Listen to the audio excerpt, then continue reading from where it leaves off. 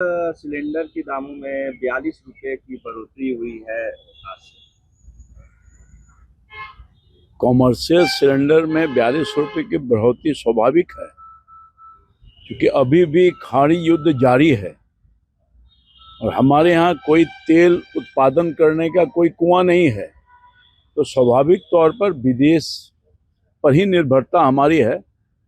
60% से अधिक पेट्रोलियम पदार्थ की चीज तो हम बाहर से लेते हैं, तो जिस वहाँ जो खाड़ी युद्ध है उसके वजह से कई कठिनाई है और उन कठिनाइयों को देखते हुए तेल को सरकार न चाहते भी बढ़ाना पड़ रहा है। राहुल गांधी ने सीबीएसई पर बड़ा आरोप लगाया है। उन्होंने कहा है कि उत्तर पुस्तिका के मूल्यांकन में गड़बड़ी हुई है। राहुल गांधी जी को राजनीति नहीं करना चाहिए। सीबीएसई में जो गड़बड़ी हुई है उसके तरफ सरकार का ध्यान है और उन सब चीज़ों को बहुत महत्वपूर्ण प्राथमिकता के साथ छानबीन किया जा रहा है। जो लोग दोषी पाए जाएंगे बख्शे नहीं जाएंगे और भविष्य में इस तरह की गड़बड़ी न हो उसके लिए सरकार कड़ी कदम उठाएगी। नीट यूजीसी पेपर लीक विवाद पर आज संसदीय समिति की बैठक है, जिसमें सर नीट यूजीसी 2026 एनटीए की कार्य प्रणाली और पेन पेपर परीक्षा बनाम सीबीटी प्रणाली पर भी चर्चा हो सकता है।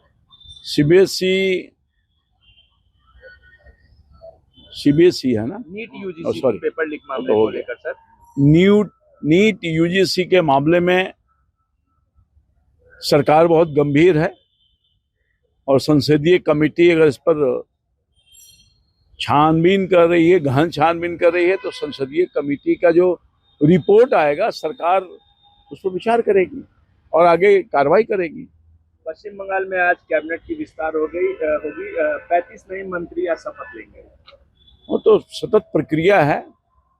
नई सरकार बनी है, भारतीय जनता पार्टी के शुभेंदु अधिकारी जी वहाँ के माननीय मुख्यमंत्री हैं और सरकार को चलाने के लिए सहयोगी की आवश्यकता होती है और अपने कैबिनेट में अगर विस्तार करना है तो स्वाभाविक विस्तार है, तभी तो सरकार ढंग से काम कर पाएगी।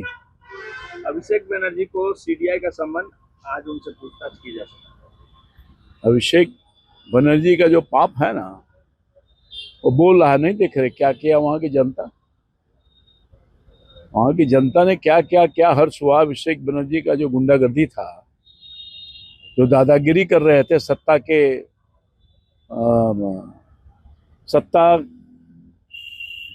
माध्यम से, वो अपने आप को भूल गए थे।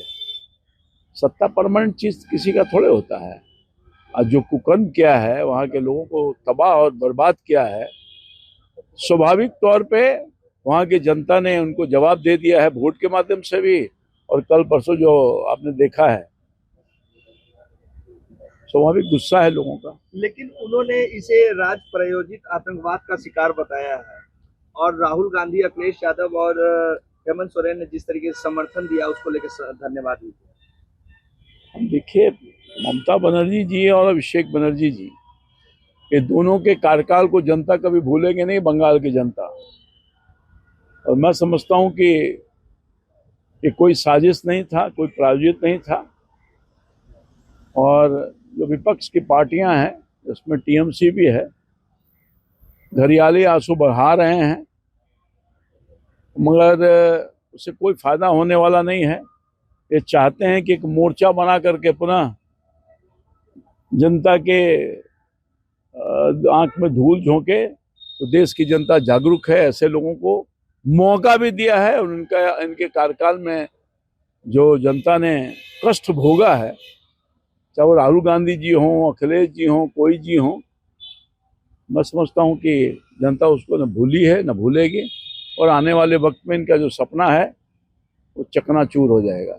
ममता बनर्जी 2 जून को धरने पर बैठेंगी बंगाल में, जिस तरीके से हिंसा और टीएमसी नेताओं पे हमला हो रहा है उसके विरोध में। ममता दीदी अपना नाटक करने में महारत हासिल किया हुआ, नाटक करके ही तो सत्ता प्राप्त कर ली थी। धरना, प्रदर्शन, भूख हड़ताल इनके चरित्र का एक पार्ट है। वो नाटक करने में महारत हासिल करते हैं। चप्पल पहनना, साधारण रूप से रहना और उसके आड़ में जो बंगाल की जनता को लूटा है, कभी भूलेगा कोई? सर इसके इनके एक साथ होने से कोई फायदा नहीं होगा। राबड़ी देवी के मकान खाली करने के नोटिस पर तेज प्रताप यादव ने कहा है कि पहले बिहार के पूर्व मुख्यमंत्री नीतीश कुमार को अपना सरकारी आवास खाली करना चाहिए, उसके बाद राबड़ी देवी मकान छोड़ेंगे। ऐसे मामलों पर मैं कोई टिप्पणी नहीं करूंगा।